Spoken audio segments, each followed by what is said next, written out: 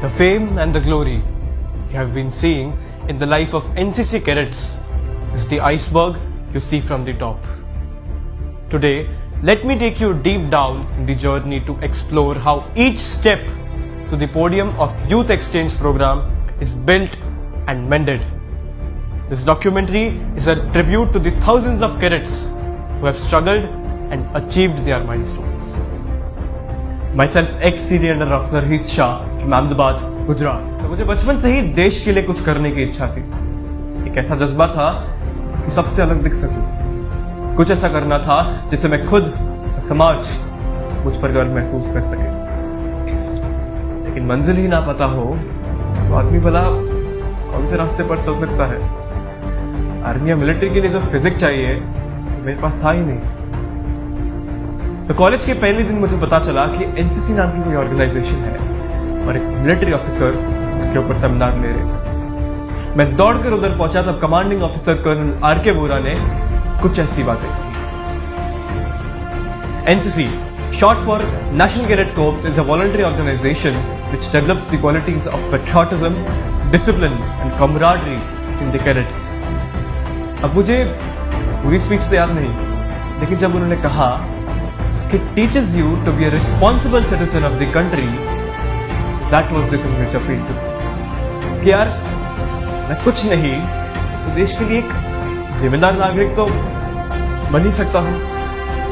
मैं उन्हें आगे सुनता गया और आगे जाते हुए उन्होंने डिसिप्लिन पर जो बात बोली मुझे आज भी याद है. अक्सर लोग चार रास्ते पर डिसिप्लिन का पालन सिर्फ इसलिए करते हैं क्योंकि ट्रैफिक पुलिस होती है उधर. इसे डिसिप्लिन नहीं कहते. Discipline is never out of influence from somebody. It is something which always comes from. इन बातों के साथ एनसीसी कैडेट का यूनिफॉर्म देखकर मैं समझ गया था कि एनसीसी ज्वाइन करके मैं सिविलियन लाइफ में भी देश के लिए बहुत कुछ कर सकता हूँ. और तभी मैंने तय किया कि अब एनसीसी तो मैं करके रहूंगा.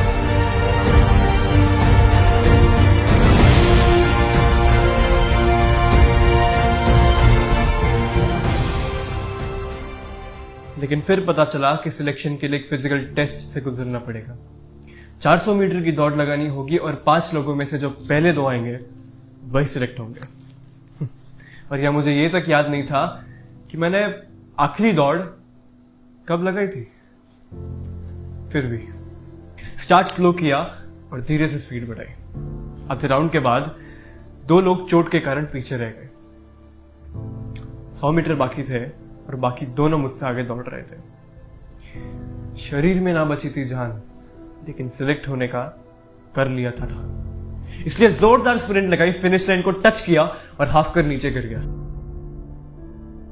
सांस फूली हुई, आंखें बंद थी और बेहोश सा हो गया था. लेकिन जब आंख खुली तो पता चला कि सिलेक्ट हो चुका था. सिलेक्ट होने के बाद हमारी ट्रेनिंग प्रोसीजर शुरू हुई. हर सैटरडे को सुबह 7 से दोपहर के 1 बजे तक फिजिकल एक्टिविटीज, ड्रिल एक्सरसाइजेस और लेक्चर्स होते थे. और कई बार सीनियर्स के बुलावे पर कॉलेज में ट्रेनिंग या किसी एक्टिविटीज के लिए जाना पड़ता था. और सही से परफॉर्म ना करने पर बहुत रगड़ा यानी कि पनिशमेंट मिलती थी. मुझे फिजिकल एक्टिविटीज तो नहीं पसंद थी, लेकिन वहां पर जो डिसिप्लिन की रिक्वायरमेंट थी वो मेरे बस की बात नहीं थी. और ऐसी लाइफ जीकर मैं पक चुका था. साल के खत्म होने तक मुझे एनसीसी छोड़ने का मन करने लगा. सेकेंड ईयर में मन ना होने के बावजूद मैंने 2-3 सेशंस भरे. और तभी एक दिन हमारे कमांडिंग ऑफिसर ने मेरे साथ 2-3 कैडेट्स को मीटिंग के लिए बुलाया और कहा, NCC can definitely make you physically fit, but it's more about making you a leader who stands out in society. फिर उन्होंने कहा कि आरडीसी करके एक नेशनल लेवल कैंप होता है. आई वाज वेरी क्यूरियस कि क्या होता है आरडीसी. उन्होंने कहा, Republic Day Camp, RDC, is the most glorious camp of National Cadet Corps. It is conducted every year in National Capital Delhi in the month of January. In RDC camp, all states participate, where nearly 3,000 cadets comes from all over India. They participate in a plethora of activity which are conducted as competitions and mainly characterized in three parts. One is drill competitions, cultural competitions and best cadet competitions. मैंने उनसे पूछा कि क्या होता है ये best cadet YP. उन्होंने कहा a cadet who excels at all the competition such as written exam, drill test, personal interview, group discussion and firing test is qualified as a best cadet. आगे जाते ऑल इंडिया बेस्ट कैडेट का नाम सुनते ही मेरी आंखों में चमक आ गई। फिर उन्होंने YEP यानी कि यूथ एक्सचेंज प्रोग्राम के बारे में बताया। उन्होंने कहा कि it gives you a chance to be the representative of India at an international platform. बस ये जो सुना वो मैंने मन में 3 बार सुना। मैंने कहा कि अगर मैं अपने देश को इंटरनेशनल लेवल पर रिप्रेजेंट कर सकता हूं तो ये कर।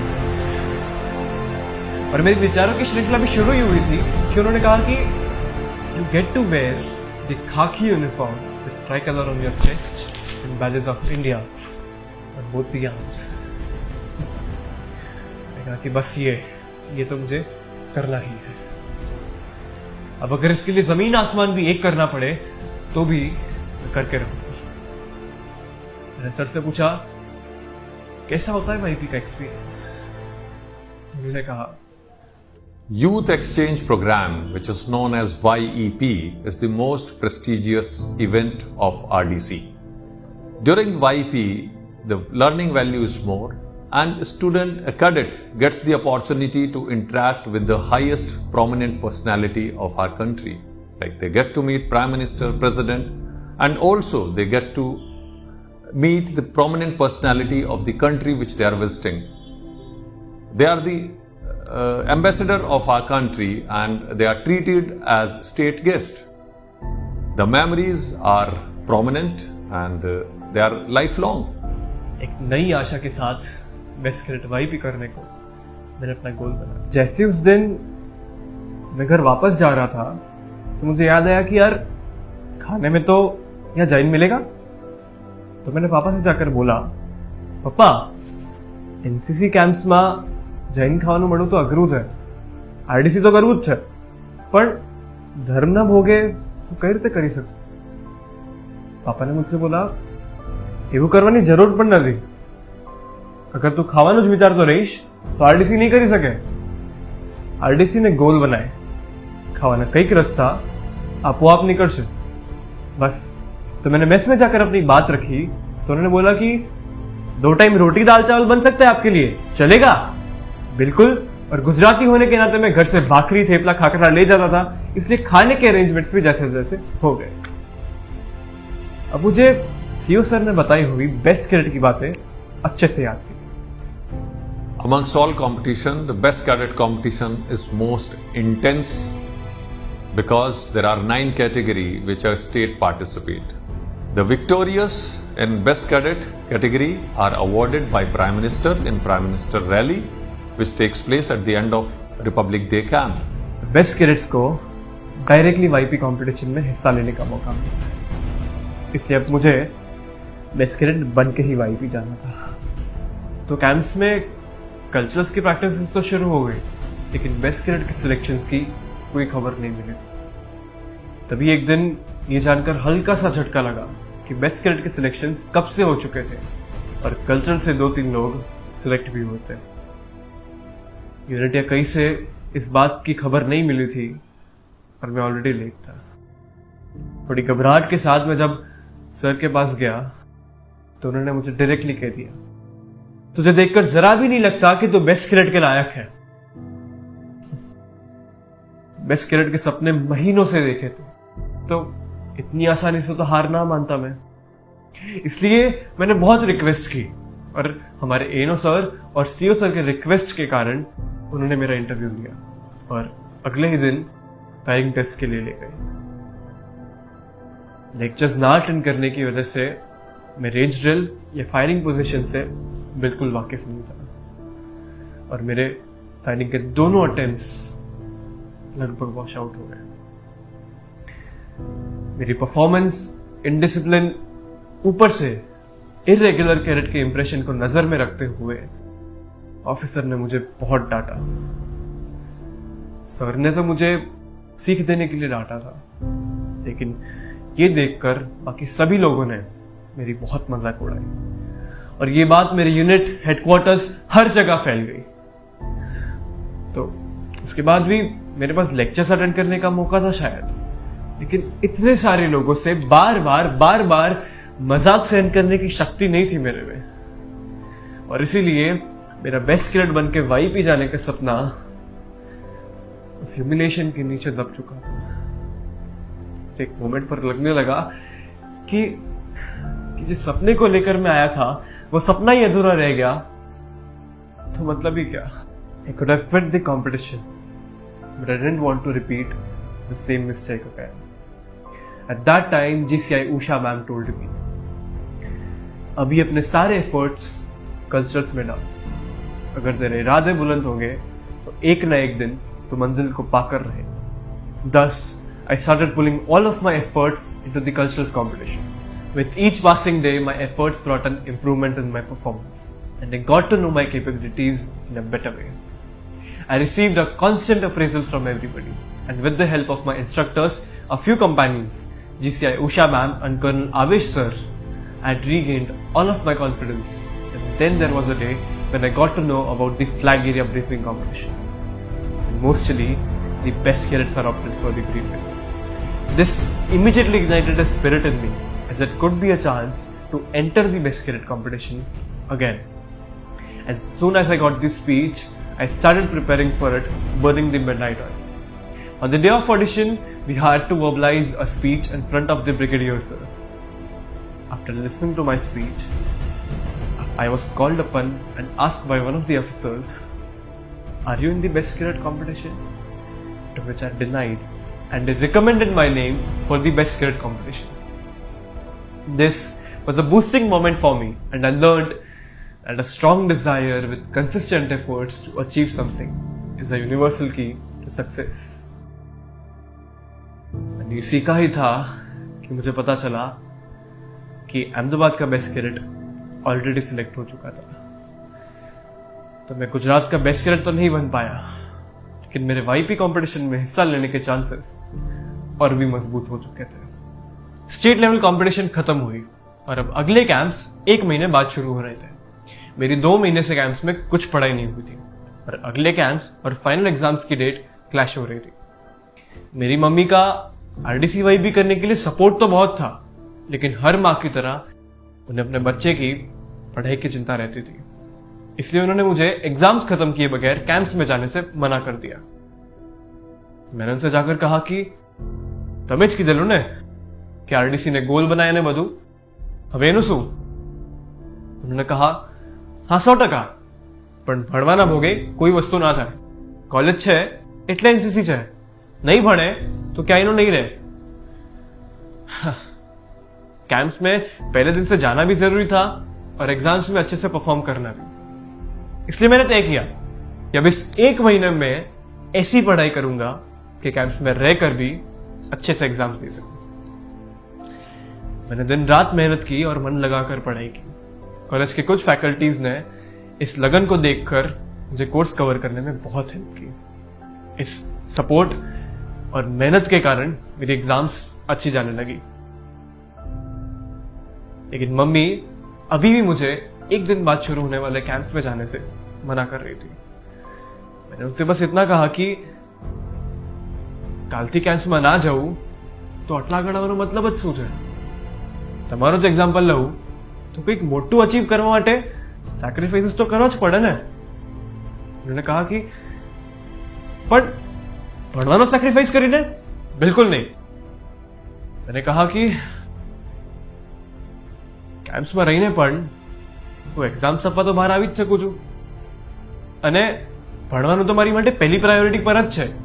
એટલે જ તમને પ્રોમિસ કરું છું कि कैंप्स में रहीने पण सरस रीते भणीश और एग्जाम्स पण मस्त जैसे। तो फाइनली मम्मी मान गई और मैंने कैंप्स में जाना शुरू किया। कैंप की पहली शाम को बेस्ट कैडेट वाईपी के training officer colonel Nikam sir आने वाले थे और सारे बेस्ट कैडेट्स को इकट्ठा होने के लिए कहा गया था। इस बार मैं पूरे कॉन्फिडेंस के साथ आया था। इसलिए मैंने सर से जाकर पूछा, sir, I wasn't selected as the best cadet of Gujarat, but I really want to go to YP. Can I join the lectures and participate in the YP competition from tomorrow, sir?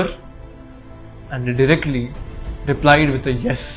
क्योंकि अगर आप best cadet नहीं बनते फिर भी आप YP competition में हिस्सा ले सकते हैं.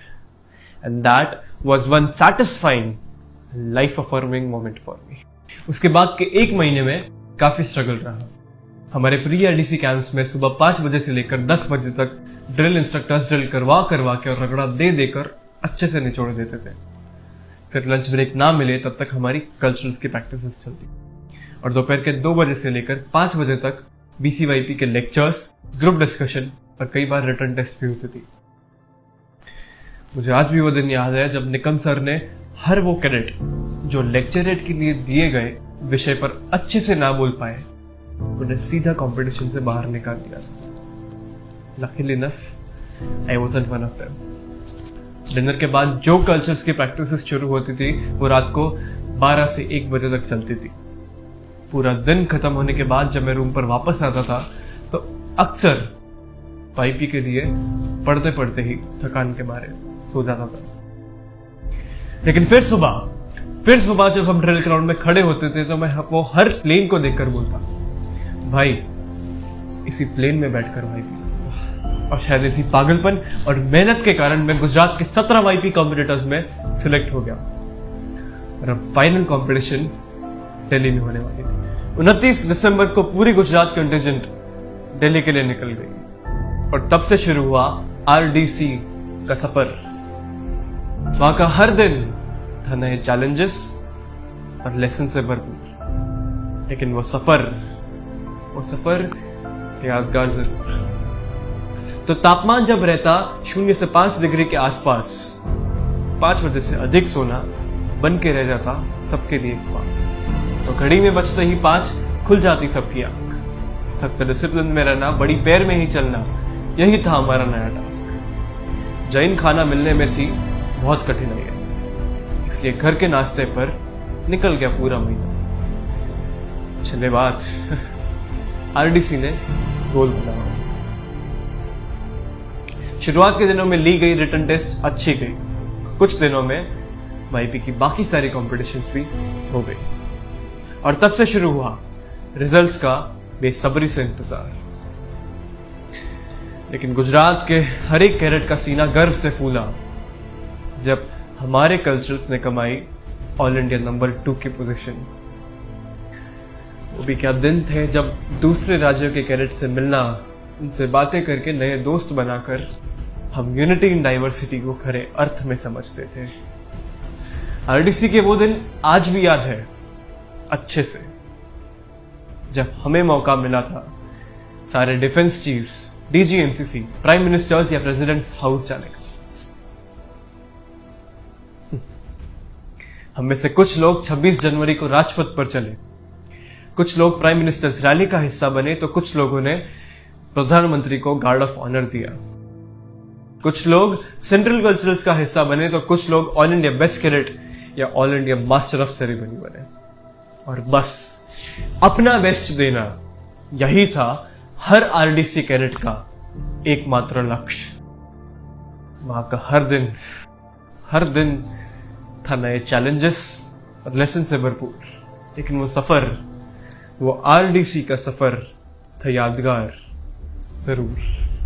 हमारी जिंदगी के कुछ बेहतरीन और कठिन दिन मैंने उस कैंप में गुजारे.